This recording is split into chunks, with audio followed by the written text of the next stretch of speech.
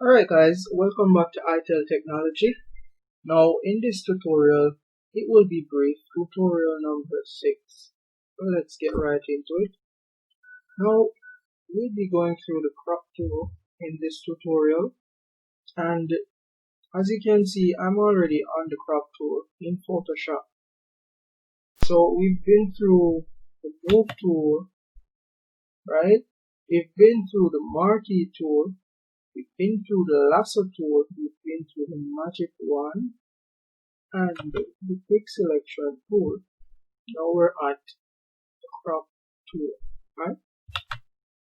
Now with the crop tool, you'll just left click, select on, you basically don't have to select on any layer for this one because it will crop everything.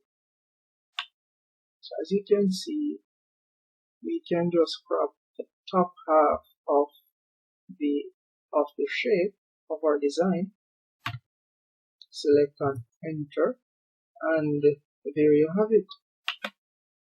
It will be only the top half that is there. Everything else is now gone.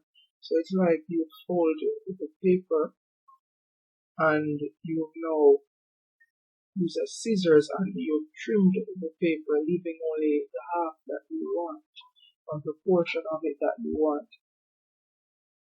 As you can see, the layers as well have changed, right? So it has changed to fit the rectangular shape of the actual canvas, because the layer actually represents the canvas, right? Now, if you've cropped an image or a design by accident, as you know, you can Control and Z and undo and continue your design, right?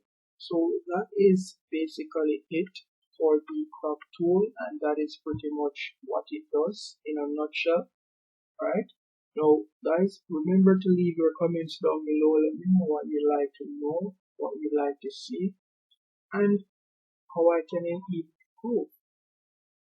Thanks for making it iTel Technology. Remember to like, share, and subscribe.